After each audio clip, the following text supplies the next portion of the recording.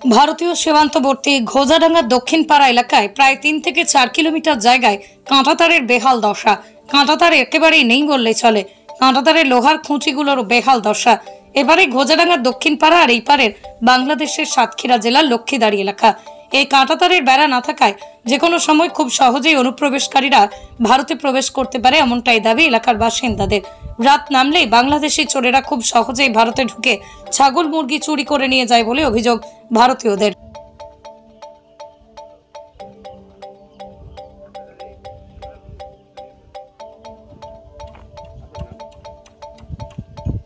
কাটাতার নেই এখানে, নিঃসন্দেহে ধরো ফাঁকা আছে। এবার আমরা ধরো বাংলাদেশের লোকগুলো যেভাবে আসছি কীভাবে আসবে,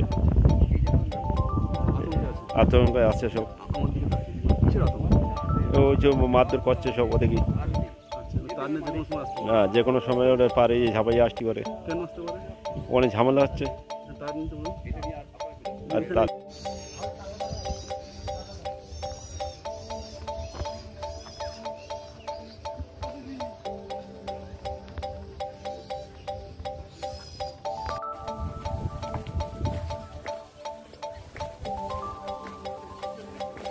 হ্যাঁ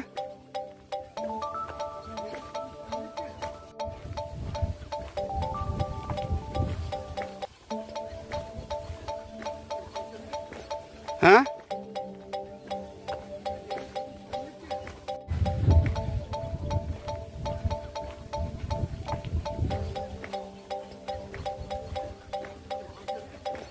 হ্যাঁ এখানে কাঁটাতার বহুদিন থেকে নেই। এখানে কাঁটাতারে মাঝে মাঝে ঠিক করে আবার যাতা হয়ে যায়। এখানে কাঁটাতার নেই, যখন তখন মাঝে লোক রাত্রি, বেশিরভাগ রাত্রি চলে আসে এখানে। এখানে গরু ছাগল যা অনেকের বাড়িতে চুরি চামারি করে, আর জঙ্গি টঙ্গি, হ্যাঁ জঙ্গি টঙ্গি ঢোকার ওটা চান্স থাকে। এগুলো কাঁটাতার হয়ে গেলে এগুলো খুব ভালো, মানে সুবিধা হয় আমাদের, একটু ভালো, মানে থাকার অবস্থা ভালো হয়। হ্যাঁ, আতঙ্ক তো অবশ্যই আছে। আমরা যাচ্ছি কাঁটাতারটা ভালোভাবে, মানে ফেন্সিংটা ফাইনভাবে হবে, এটাই। প্রদীপ দাস।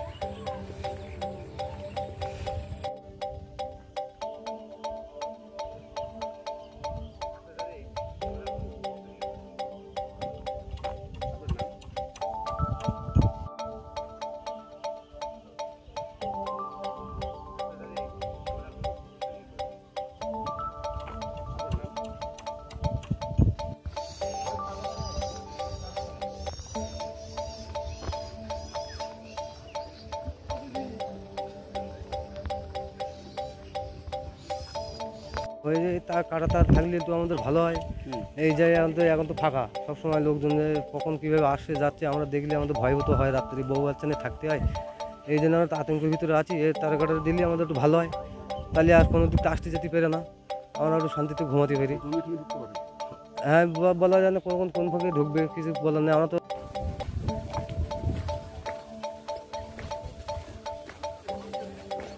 হ্যাঁ